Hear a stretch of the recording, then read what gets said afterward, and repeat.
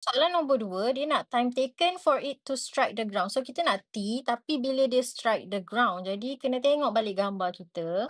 Bila dia strike the ground, maksudnya dia dah sampai sini. Sini lah tempat baru kita sekarang ni. Ground ke tanah? Sampai sini lah.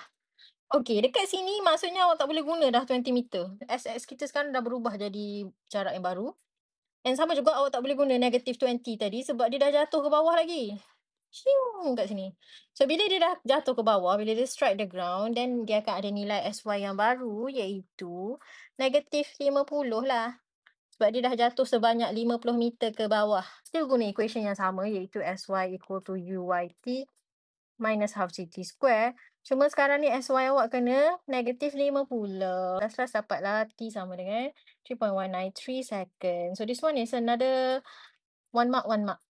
Okay, question number 3. Magnitude of velocity just before the object strikes the ground. Velocity, ingat, kalau awak kena cari V je, mesti kena cari Vx dengan Vy dulu. So first, awak tulis dulu. Awak tengok dekat equation projectile awak, awak akan dapat Vx is equal to Ux. Dan Ux tadi awak dah kira 9.9 meter per second. So this one, kalau awak tulis, awak dapat 1 mark actually. So, kebanyakan daripada korang boleh dapat 1 mark ni sebab awak buat je equation ni. Cuma saya tak bagi lah sebab awak tak habis buat. So, saya macam kena code sikit. Ni kita kena kira Vy lah pula. Okay, ramai yang anggap bila objek tu strike the ground, Vy dia sama dengan kosong. Salah sebab just before it strikes the ground, maksudnya dia baru nak landing lah kiranya. So, dia masih bergerak. Kita tak cakap dia stop lagi. Buang pemikiran di mana awak rasa bila dia dah kena tanah tu, dia berhenti. Tidak. Tidak.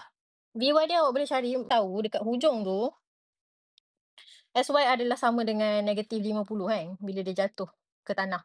So, saya gunalah equation yang ada Vy dan Sy, iaitu Vy square equal to Uy square minus 2GSy. Dapat Vy is equal to 31.32 meter per second. Ataupun, since awak ada masa daripada soalan 1 tadi, soalan 2, jadi awak boleh juga guna Vy equal to Uy minus GT. Cuma ini awak akan dapat negatif 31.32. Dah dapat Vy Vx, bolehlah kita guna formula ni.